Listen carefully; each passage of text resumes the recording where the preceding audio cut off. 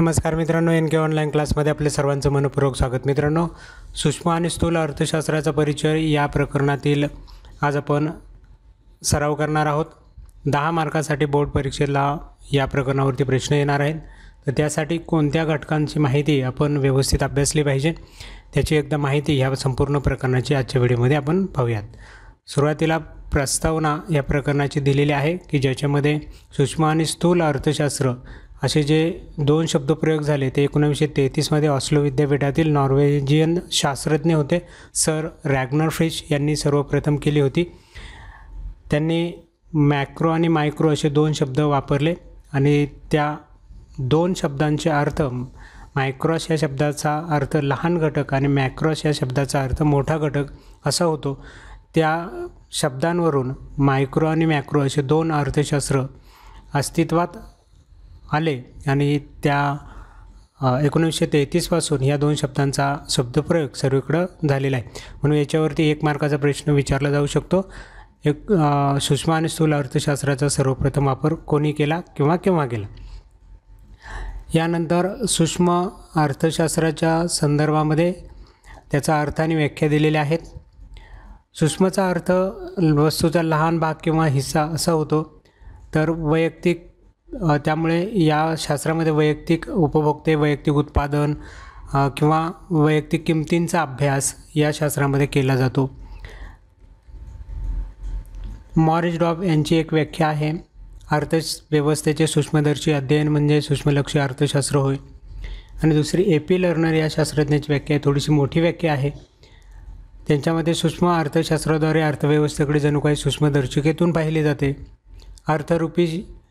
अर्थव्यवस्थारूपी शरीरातील लाखो पेशी म्हणजे व्यक्ती व कुटुंबे उपभोक्त्यांच्या रूपाने आणि व्यक्ती व उत्पादन संस्था उत्पादकाच्या रूपाने अर्थव्यवस्थेच्या संचालनात कशा प्रकारची भूमिका पार पाडतात हे अभ्यासण्यासाठी सूक्ष्मलक्षी अर्थशास्त्र या पेशीकडे जणू काही सूक्ष्मदर्शिकेतून पाहतं, असं यांनी व्याख्या सांगितली. एक छोटीशी व्याख्या तुम्ही पाठ करून ठेवा.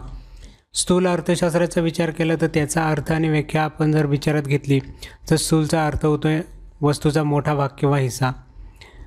म्हणून या शास्त्रात समग्र घटकांचा अभ्यास आपल्याला पाहायला मिळतो. याची व्याख्या आहे प्राध्यापक कार्ल शॅपिरो यांनी केलेली. स्थूल अर्थशास्त्र अर्थव्यवस्थेच्या संपूर्ण कार्यपद्धतीशी संबंधित आहे. आणि दुसरी प्राध्यापक जे.एल. हॅन्सन यांनी केलेली व्याख्या आहे, स्थूल अर्थशास्त्र ही अर्थशास्त्राची अशी शाखा आहे की ज्यात एकूण रोजगार, एकूण बचत, एकूण गुंतवणूक, राष्ट्रीय उत्पन्न यांसारख्या मोठ्या समुच्चयांचा व त्यांच्यातील परस्पर संबंधांचा विचार केला जातो.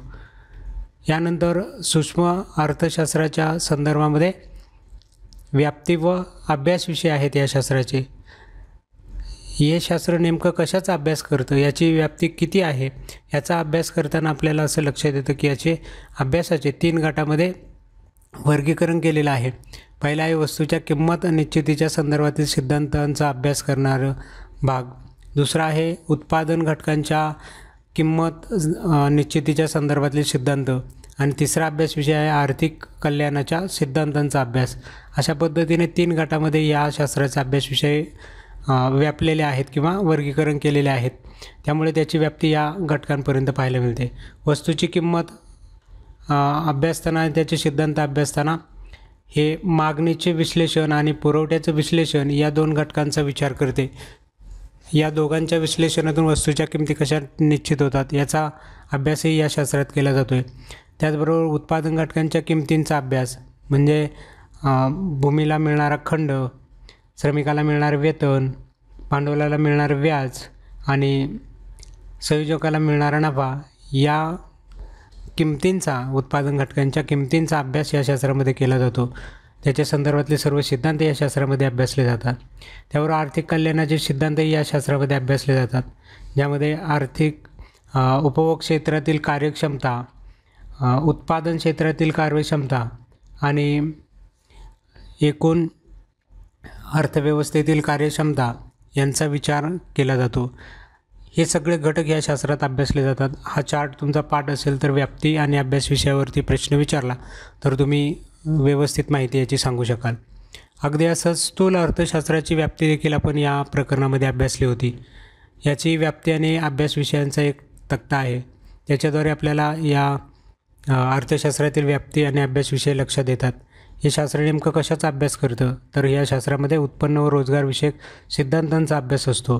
सर्वसाधारण किंमत सिद्धांतांचा म्हणजे भाववाढीच्या संदर्भातल्या सिद्धांतांचा अभ्यास असतो. तिसरा आर्थिक वृद्धी व आर्थिक विकासाच्या सिद्धांतांचा अभ्यास या शास्त्रामध्ये असतो. आणि विभाजनाचा समग्र लक्ष्य सिद्धांत देखील या शास्त्रामध्ये अभ्यासला जातो. उत्पन्न व रोजगाराचा विचार केला तर उत्पन्न व रोजगार हे उपभोग फलनावरती अवलंबून आहेत, पण उपभोग फलनाचे सिद्धांत आणि गुंतवणूक विषयक सिद्धांतही या शास्त्रामध्ये अभ्यासले जातात. आणि याच्यातून व्यापार चक्राचे विश्लेषणही करता येतं, म्हणून व्यापार चक्रांचं सिद्धांत देखील या शास्त्रामध्ये अभ्यासले जातात. अशा पद्धतीनं हा चार्ट आहे तो लक्षात ठेवा. यानंतर सूक्ष्म अर्थशास्त्राची वैशिष्ट्ये आहेत.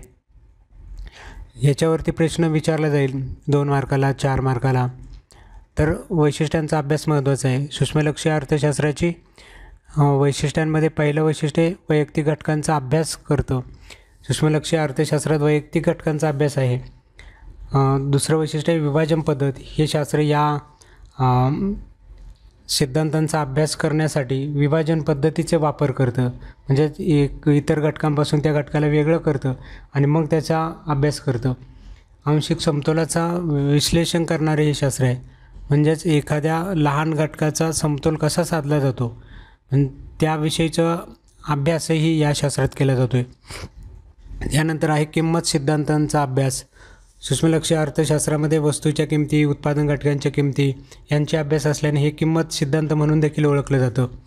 बाजार रचनेचं विश्लेषण करणार आहेत, कारण किंमत जी वस्तूची ठरते ती बाजारात ठरते, म्हणून हे शास्त्र बाजार रचनांचं विश्लेषण करणारं शास्त्र आहे, असंही त्याचं बाबतीत वैशिष्ट्य सांगता येतं. त्यानंतर आहे मर्यादित व्याप्ती. सूक्ष्मलक्षी अर्थशास्त्राचा विचार केला तर हे इतर शास्त्रांपेक्षा याचे अभ्यासाचं स्वरूप मर्यादित आहे, कमी आहे, कारण ते वैयक्तिक घटकांचा अभ्यास करतं, लहान घटकांचा अभ्यास करतं, त्यामुळे ते मर्यादित व्याप्ती असणारं शास्त्र आहे. त्यानंतर 7 आहे अनेक गृहीतांवरती आधारित. सूक्ष्मलक्षी अर्थशास्त्रातले सिद्धांत अनेक गृहीतांवरती आधारित आहेत, त्यामुळे हे देखील या शास्त्राचं वैशिष्ट्य सांगता येतं.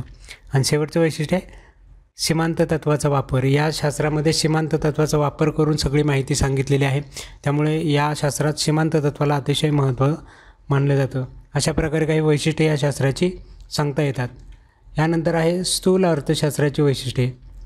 स्थूल अर्थशास्त्राच्या संदर्भातल्या वैशिष्ट्यांचा विचार केला तर पहिलं वैशिष्ट्य सांगता येतं स्थूल अर्थशास्त्रामध्ये समग्र घटकांचा अभ्यास केला जातो. हे लहान घटकांचा अभ्यास करत नाही, मोठ्या समग्र पातळीवरील घटकांचा अभ्यास करतं, त्यामुळे यामध्ये समग्र घटकांचा अभ्यास आहे. त्यानंतर राशी पद्धत.